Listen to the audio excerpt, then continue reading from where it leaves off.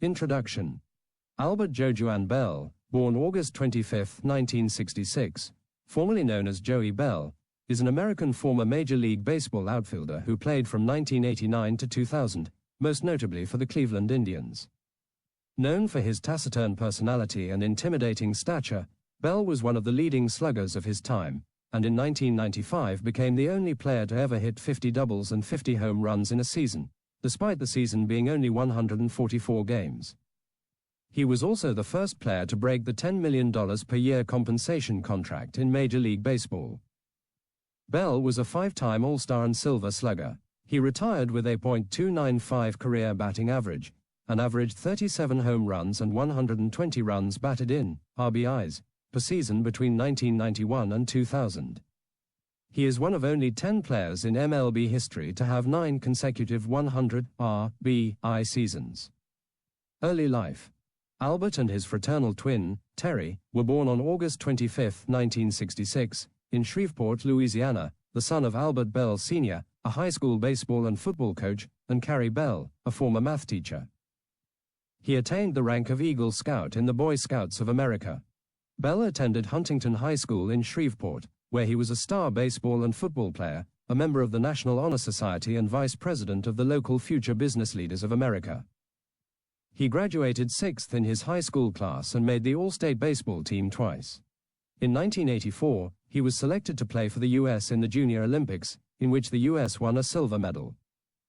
He played outfield and pitched, winning 1 game. After graduation, Belle accepted a baseball scholarship to Louisiana State University. College.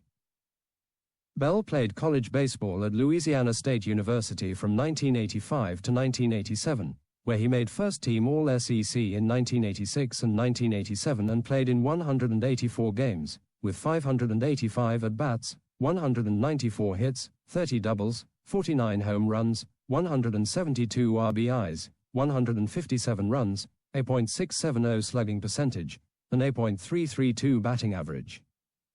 In 1986, he played collegiate summer baseball in the Cape Cod Baseball League for the Chatham A's and was named a League All-Star, then returned to the league in 1987 to play for the Hyannis Mets. In his junior year, he was batting .349 before an incident involving a heckler insulting him with racial epithets at an SEC tournament game led to a suspension that kept him out of the College World Series. After college, Belle was drafted by the Cleveland Indians in the second round, 47th overall, of the 1987 Major League Baseball draft. Major League Career Summary. Belle made his Major League debut on July 15, 1989, going 1 for 4 with 1 RBI in a 7-1 win against the Texas Rangers. He recorded an RBI single off Rangers pitcher Nolan Ryan in his first career at-bat.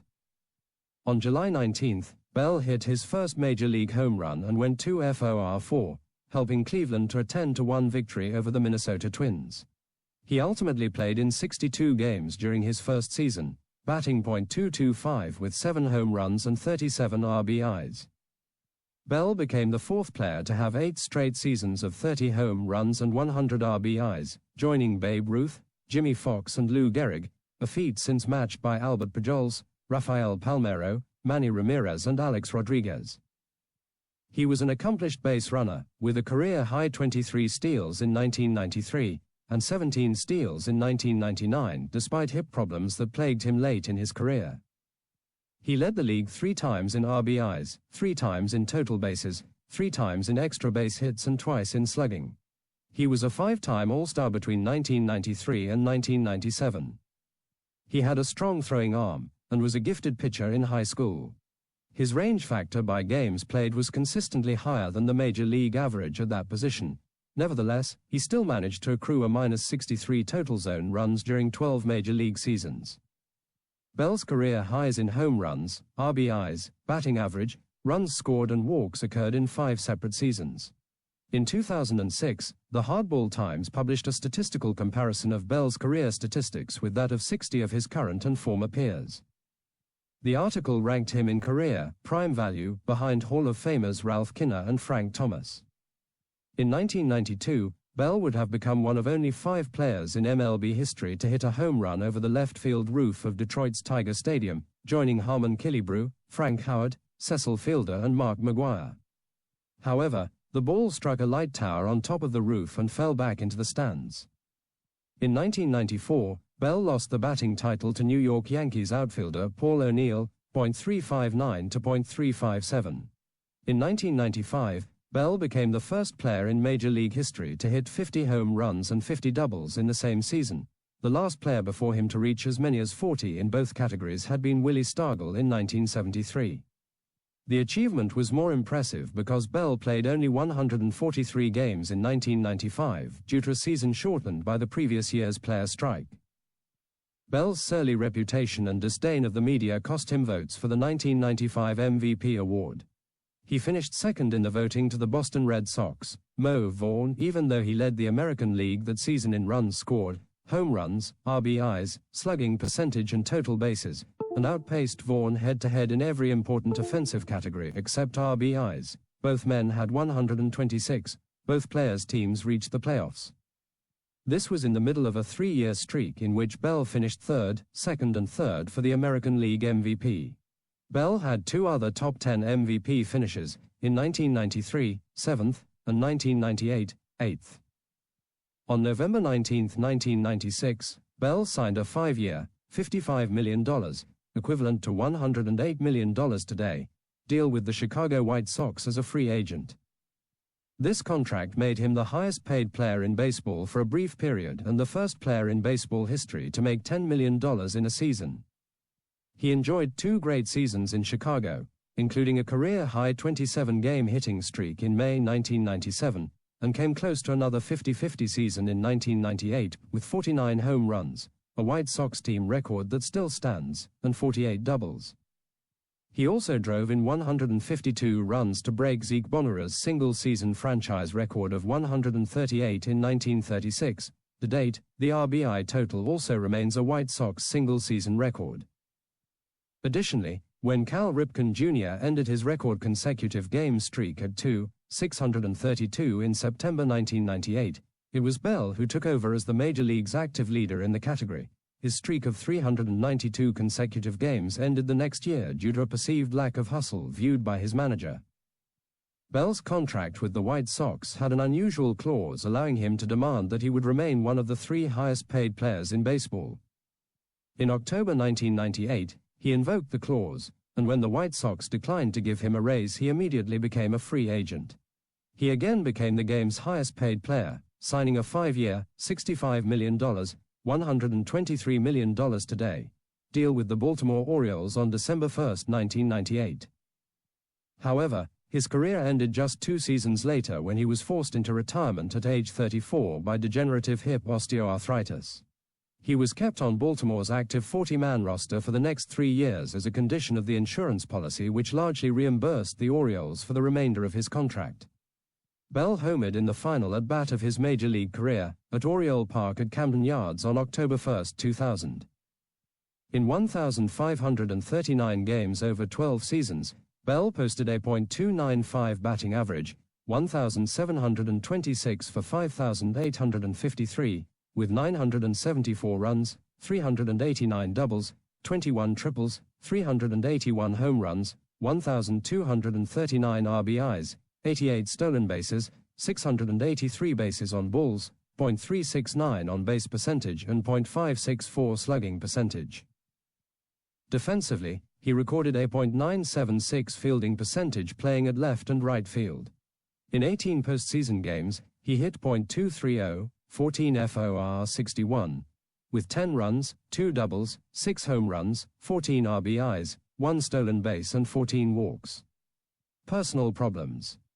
In 1990, the Indians sent Belle to the Cleveland Clinic for 2 months for alcoholism rehabilitation. Belle was suspended in 1994 for using a corked bat, resulting in a 7-game suspension. The incident gained further notoriety when teammate Jason Grimsley crawled through the building's ceiling panels to break into the locked umpire's dressing room where he replaced Belle's corked bat with a teammate's bat. The revelation of Belle's use of corked bats was later given more emphasis when Cleveland teammate Omar Vizquel wrote in his 2002 autobiography that it would be naive to suggest otherwise, and that all of Albert's bats were corked. Belle was fined in 1996 for knocking down Brewers infielder Fernando Vina, who had blocked his way between bases. A profane outburst directed at a group of reporters in his team's dugout, including NBC sports personality Hannah Storm, was widely reported during the 1995 World Series. He was unrepentant afterward. The Indians wanted me to issue a statement of regret when the fine was announced, but I told them to take it out. I apologize for nothing. Eventually, Belle routinely refused to speak with the media whatsoever, explaining that players like Steve Carlton also did not interview and that he preferred to concentrate on baseball. Buster Olney wrote about his outbursts as a member of the Cleveland Indians. It was taken as fact in baseball circles that Albert Belle was nuts. He slurped coffee constantly and seemed to be in a perpetual caffeinated frenzy. Few escaped his wrath. On some days he would destroy the post-game buffet, launching plates into the shower, and after one poor at-bat against Boston, he retreated to the visitors' clubhouse and took a bat to teammate Kenny Lofton's boombox.